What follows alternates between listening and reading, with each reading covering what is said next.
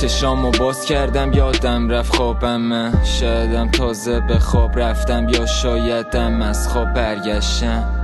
هرچی از بدجوری الان و خلصم من، خسته است بدنم ولی رو نمایی مغزم سونامی اومد ریختمش رو دفتر. نمیگم اونا که دل بستن به بدن اما بدن میفهمن خوراک مورچان و علف کی میرسن به هدف. رو کدوم تاریخ رو تقویم تقدیر سختیر قرن بعد مرگ تصویر میذارم تاثیر از شب گذشته پاسی، اما هنوز قفل جفت سفید تاسیم. یه سالاشم راستی انسان چه فصلی شد اسیر زمین، بهار یا پاییز، شایدم یه زمستون تاریک، شایدم واسه اینه که خوابیم لالیم انگار برگشتیم از دیار باقی. صدام میلرزه میگم تاثیر قرصانی، نمیکشیم نفس که پس میدیم خماری.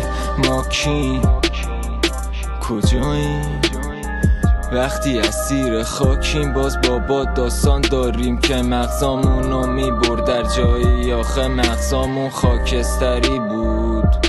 دوران اسارت تو مغزم، تو بدن، تو قلب و نبزم بود. در چند نفس کم بود، قفسم سرسبز بود وقتی رپم بود. وقتی که نور از جسمم بزنه بیرون میپیچه سر صداش، میگم قسم به قلب صاف، قسم به رقص باد تو خاک خاطرات، تو صحنه های از یاد رفته وسط سر صدا، تو لحظه های خفقان ملوان ناو برده ها ابرده ها ابرککشان، تو ذهن انحصار اجتماع چند تا استعداد به پوچی رفته لای قصه ها.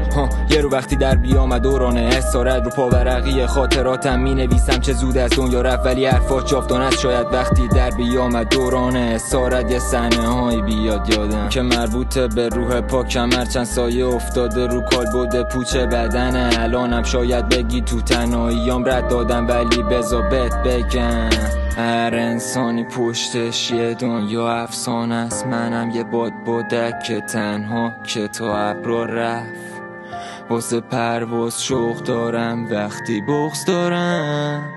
وقتی در بیامد دوران اسارت، وقتی در بیامد دوران اسارت.